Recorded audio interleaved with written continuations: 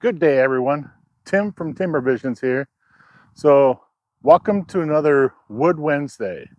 And this week, we're going to focus on the Bur Oak.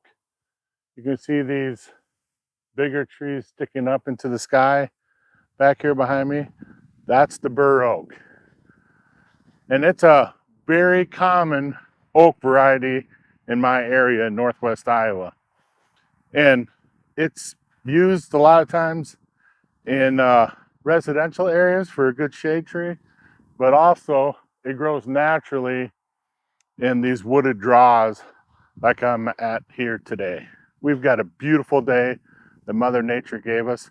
Let's go take a look at this Bur Oak. All right, here's a little closer look at them.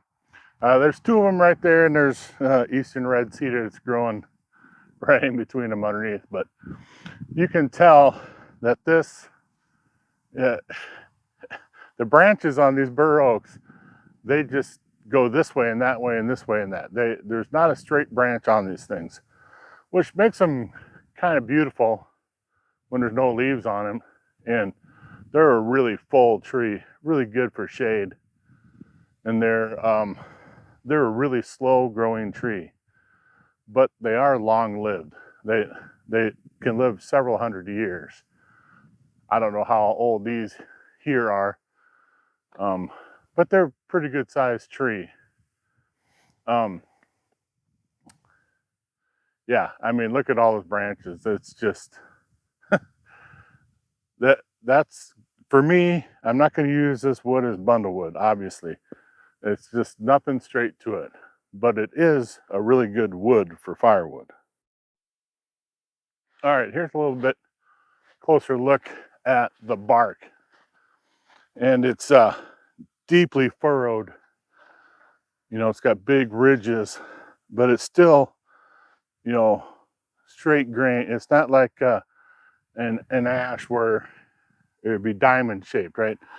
Um, it's still mostly straight lines, but yeah, these are very thick bark on these, and I think that really distinguishes it from a lot of other oak varieties, right? Um, I used to, when I was younger, didn't know the difference between an ash and an oak because of that, because it's way furrowed bark, right? Doesn't look like a white oak, which has the cup style, but it is a white oak. It is a member of the white oak family. Um, this site here used to be a farm place, so you know there's some wire sitting in there. That when the tree was small, the fence was in an area, but now it's up over my head, so that's probably 7 foot up.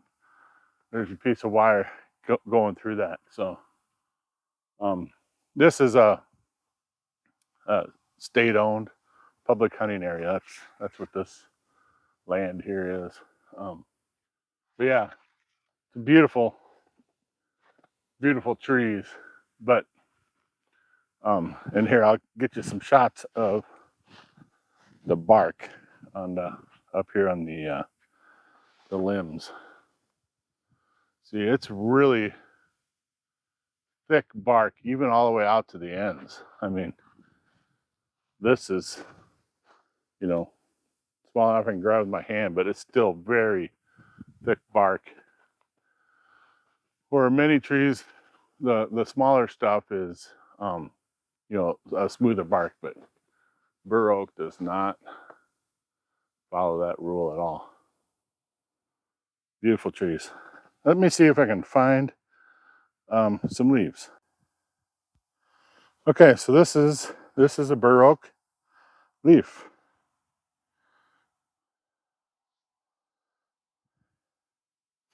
You notice at the end here, very big lobe at the end, and then it kind of comes down.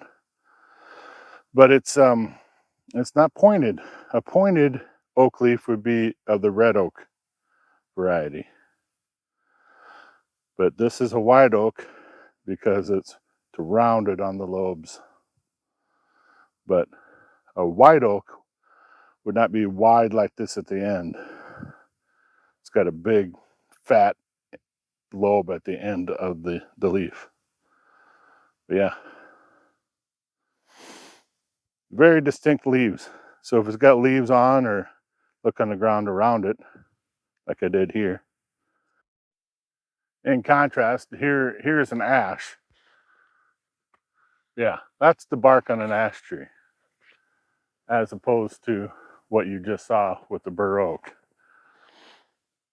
It has furrows, but not the same. And the branches on this one are kind of weird and funky. That's because it's injured. It's been hit in the windstorm. And ash trees will do that. They'll send out little sucker shoots all over the place, just trying to get more leaves out after they've been injured. That's just what ash seem to do. They'll even come out the side like this, you know, just little suckers right out of the side of the main trunk. It's a very ash-like thing to do.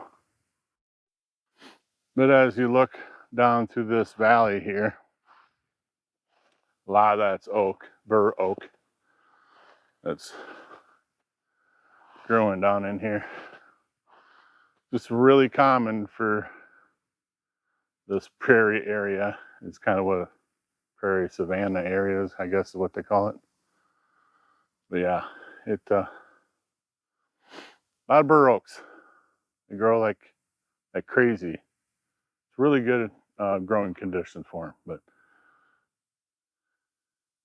And the deer and the other critters, they love the acorns.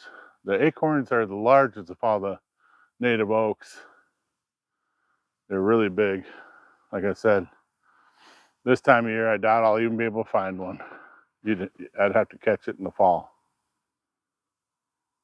But yeah, that's the Bur Oaks. Bonus points for anyone who can tell me what tree puts these seeds off. Leave it in the comments. Tell me what kind of tree has seeds like this. So what's the heat output of a Bur Oak? It's 26.3 million BTUs per cord. So it's slightly better than sugar maple or hard maple, but not as high as white oak. So still a pretty good mid-20s, mid to upper 20 million BTU output wood. So I used this particular wood through our cold snap that we just had, where it was below zero for like 10 days straight. I had a third of a cord of this, and it got me through that cold snap. That's when you want to burn a wood like this. I wouldn't want to make bundle wood out of this stuff because it's a waste. People using bundle wood for, just entertainment. They just need a fire, not actual heat. So, yep, a really good heating wood, the Bur Oak. But it does take time to dry it out because it just doesn't dry out quick like an ash or an maple does. But if you split it small, it dries faster because it has less area for the moisture to get out from. So that's a tip. If you got some Bur Oak and you want to use it sooner rather than later, split it smaller. The smaller you split it, the faster it'll dry. And yeah, try to get as much of the bark off as you can. Bark is like skin. It holds moisture in. Wow, I'm a poet and don't know it.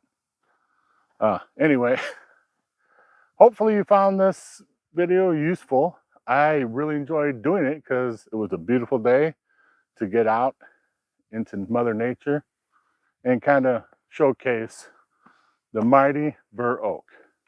Until next time, be safe, brothers and sisters.